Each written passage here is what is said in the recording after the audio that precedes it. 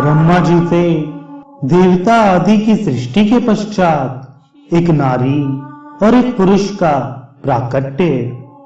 ब्रह्मा जी कहते हैं, सदाशिव की आराधना करके मुझ लोक पितामह ब्रह्मा ने देवता, असुर और मनुष्य आदि संपूर्ण जीवों की सृष्टि की।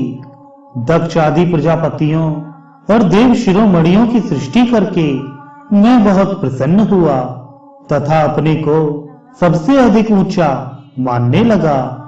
मुनि, जब मरीचि, अत्रि, पुलहे, पुलस्त्य, अंगिरा, कृतु, वशिष्ठ, नारद, दक्ष और भृगु इन महान प्रभावशाली मानस पुत्रों को मैंने उत्पन्न किया, तब मेरे हृदय से अत्यंत मनोहर रूप वाली एक सुंदरी नारी उत्पन्न हुई, जिसका नाम संध्या था।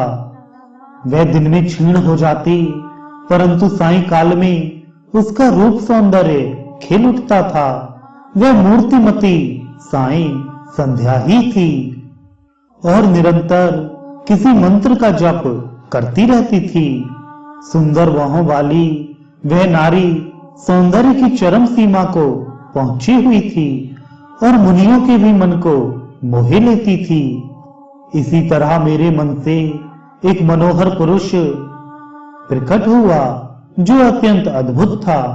उसके शरीर का मध्य भाग पतला था, दांतों की पंक्तियां बड़ी सुंदर थीं। उसके अंगों से मतवाले हाथी की सी गंध प्रकट होती थी। नेत्र प्रफुल्ल कमल के समान शोभा पाते थे।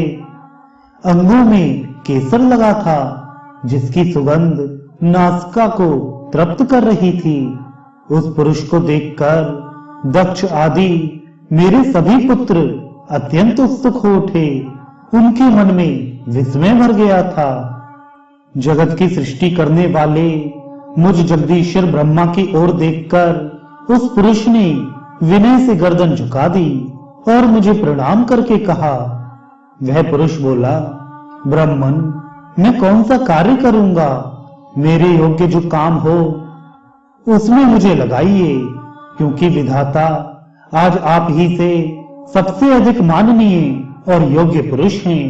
यह लोक आपसे ही शोभित हो रहा है। ब्रह्मा जी ने कहा, भद्र पुरुष, तुम अपने इसी स्वरूप से तथा फूल के बने हुए 5 बाणों से स्त्रियों और पुरुषों को मोहित करते हुए सृष्टि के सनातन कार्य को चलाओ।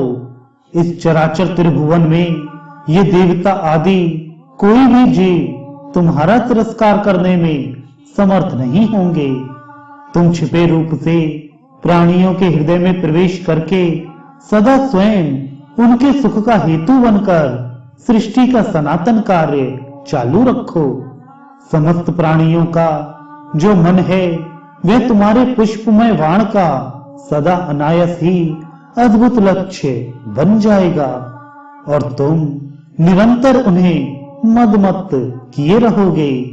यह मैंने तुम्हारा कर्म बताया है जो सृष्टि का प्रवर्तक होगा, और तुम्हारे ठीक ठीक नाम क्या होंगे इस बात को मेरे ये पुत्र बताएंगे। सुरश्रेष्ठ, ऐसा कहकर अपने पुत्रों के मुख की ओर दृष्टिपात करके मैं क्षण भर के लिए अपने कमलमय आसन पर चुपचाप बैठ गया।